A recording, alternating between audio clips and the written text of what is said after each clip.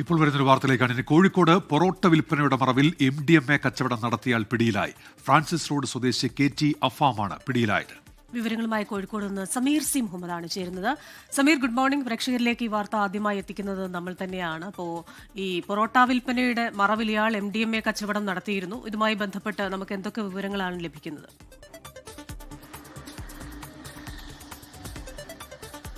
Good morning Christina, Unmesh.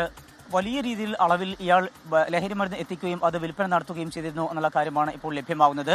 ഇയാൾ വീട്ടിൽ കേന്ദ്രീകരിച്ചുകൊണ്ടാണ് പൊറോട്ട അടിക്കുകയും അവിടെ പൊറോട്ട വിൽപ്പന നടത്തുകയും ചെയ്തിരുന്നത്. അതിന് പിറകെയാണ് പൊറോട്ടയ്ക്കൊപ്പം തന്നെ MDMA വിൽപ്പന നടത്തി വന്നിരുന്നത്.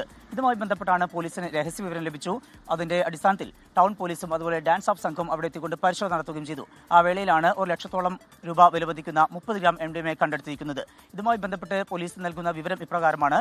അവിടേക്ക് വൻതോതിൽ യുവാക്കൾ എത്തുന്നുണ്ട്. ആ യുവാക്കൾ പൊറോട്ടയ്ക്ക് മാത്രമല്ല വരുന്നത്, 1-2 പൊറോട്ട വാങ്ങുന്നതിനോടൊപ്പം തന്നെ MDMAയും വാങ്ങുന്നുണ്ട്. അതുമായി ബന്ധപ്പെട്ടാണ് വിവരം ലഭിച്ചത്. അതിന്റെ അടിസ്ഥാനത്തിലായിരുന്നു ഈ പരിശോധന എന്ന കാര്യമാണ് പോലീസ് വ്യക്തമാക്കുന്നത്.